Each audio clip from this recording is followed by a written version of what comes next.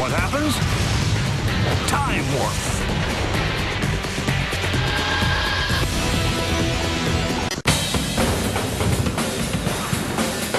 Here at the Time Warp Labs, the beat goes on. And on.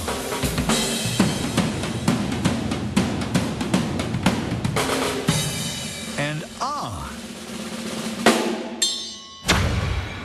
Thank you, Mike Mangini, one of the great drummers in our studio. Thanks for coming out. Them some quick hands right there. Yeah, it's pretty much invisible what you're doing. How do you do it? Passion and a good practice method.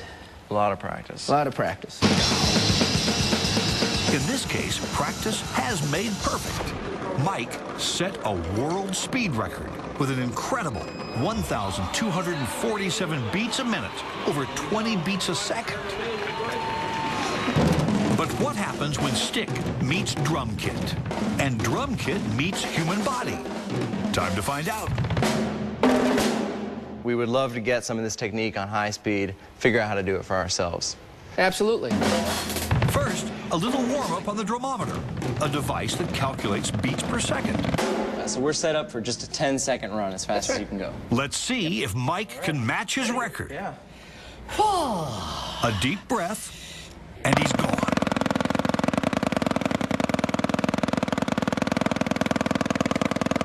Now watch the numbers fly. 201, 20.1 beats a second. That's pretty amazing. Top drummers are nothing if not amazing and consistent. In warp time, Mike's precise moves are clear. The action really is all in the wrist. As the sticks fly up and down, the rest of his body barely moves.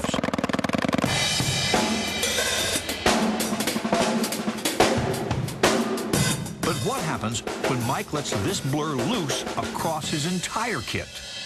Mike, do you like heat and lights? And did you bring your suntan lotion? See.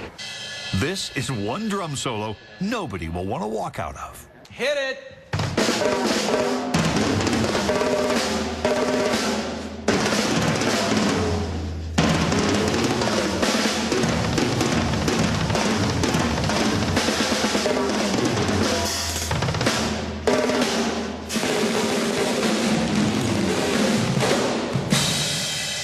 Nice. Very nice.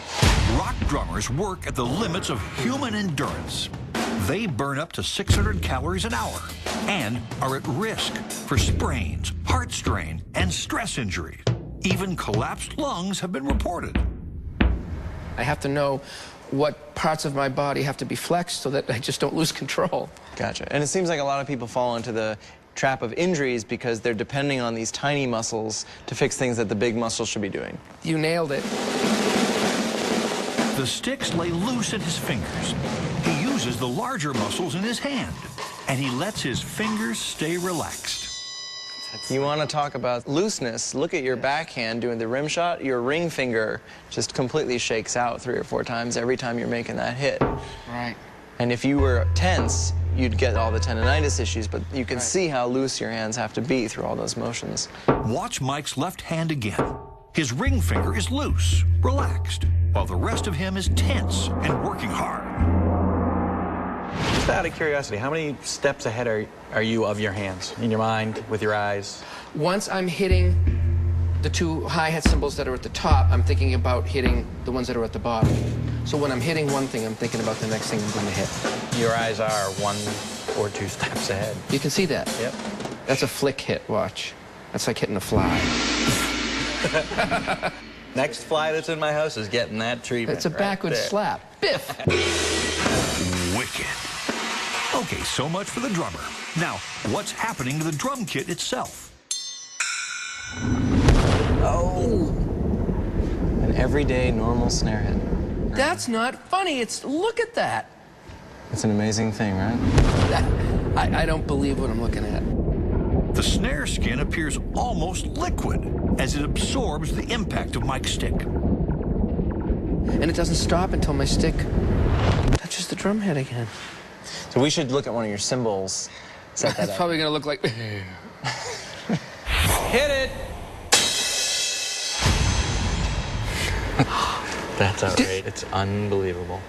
Watch the deflection you put in carry that wave all around the ring, and now it just gets to the back, and then it starts going nuts. Yeah. And then it comes back to the front. I've been beating the heck out of them for years, and they haven't broken. I can't even believe what I'm looking at. That's unbelievable.